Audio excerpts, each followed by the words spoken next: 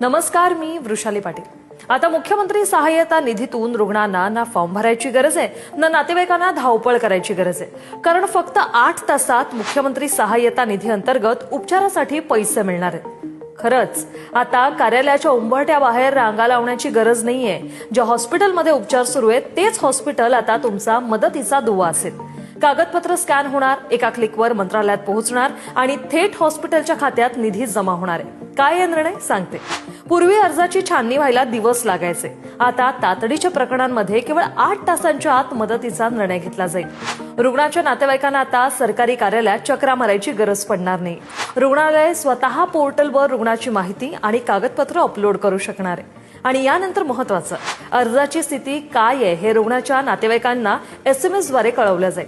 काय करायचंय तर रुग्ण हॉस्पिटलमध्ये दाखल झाल्यानंतर हॉस्पिटलच्या लॉगिन ID वरून अर्ज भरला जाईल। सर्व कागदपत्र ऑनलाईन तपासली जातील आणि डिजिटल स्वाक्षरीने मदतीचं पत्र थेट हॉस्पिटलला प्राप्त होईल। यामुळे गरजू रुग्णांना वेळेवर उपचार मिळतील आणि पैशांच्या अभावी कुणाचेही उपचार थांबणार नाही। ही सुविधा राज्यातील नोंदणीकृत सर्व मोठ्या रुग्णालयांमध्ये उपलब्ध करून दिली जाते।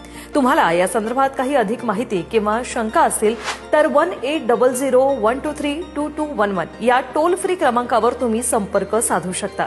अनेक गरजूंपर्यंत हा व्हिडिओ नक्की शेअर करा।